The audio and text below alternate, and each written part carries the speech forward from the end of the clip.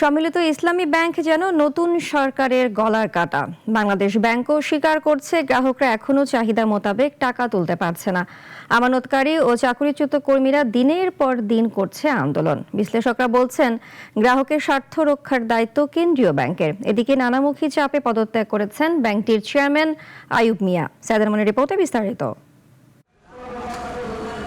চাকুরি ফেরত চেয়ে আন্দোলন করছে প্রায় 10,000 কর্মী, যাদের বড় একটি অংশ কাজ করেছে মার্জারের বিবেচনায় থাকা ফার্স্ট সিকিউরিটি ইউনিয়ন, গ্লোবাল, এক্সিম ও এসআইবিএল এ। অন্তর্বর্তী সরকারের আমলে তাদের চাকুরিচ্যুত করা হয়। এই 5 ব্যাংক এখন কার্যক্রম চালাচ্ছে সম্মিলিত ইসলামী ব্যাংক নামে। অন্যদিকে নিজেদের সঞ্চয় ফেরত না পেয়ে আন্দোলন করছে ব্যাংকটির গ্রাহক আমানতকারীরা।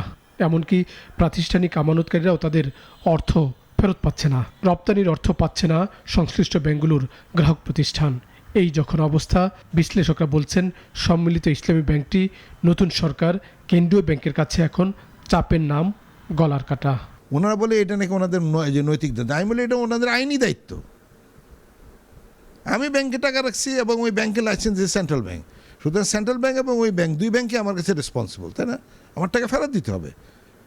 আপনি চেক নিয়ে যাবেন, বললেন না ঠিক আছে কালকে আসেন, পরশু আসেন, তারপরের দিন আসেন। এগুলো কী ধরনের ব্যাংকিং, তাই না? নতুন গভর্নর হিসেবে যোগ দিয়েছেন ব্যবসায়ী মোহাম্মদ মুস্তাকুর রহমান। যোগদান করে জানান চলমান থাকবে ব্যাংকিং খাতের সংস্কার পদক্ষেপ, আর মার্জার প্রক্রিয়াও এগিয়ে নিয়ে যেতে চান। যদিও বাংলাদেশ ব্যাংক বলছে আমানতকারীরা অর্থ এখনও চাহিদা মোতাবেক পাচ্ছে না, এটি সত্য। আমানত রয়েছে, বাস্তবতা, কিন্তু তাদেরই মতো কিছু ব্যবসায়ী আবার লোন নিয়ে টাকা ফেরত দেয়নি, এটাও বাস্তবতা।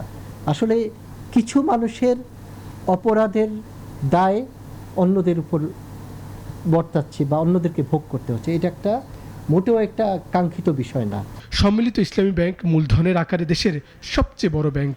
সরকার এবং আমানত বীমা তহবিল থেকে প্রায় 32,000 কোটি টাকাও যোগান দেওয়া হয়েছে। আমানতকারীদের আস্থা ফেরেনি। বিশ্লেষকরা বলছেন অনাস্থা না কাটলে যত টাকাই দেয়া হোক টিকতে পারবে না কোনো ব্যাংক। সাইদ আরমান, নাগরিক, ঢাকা।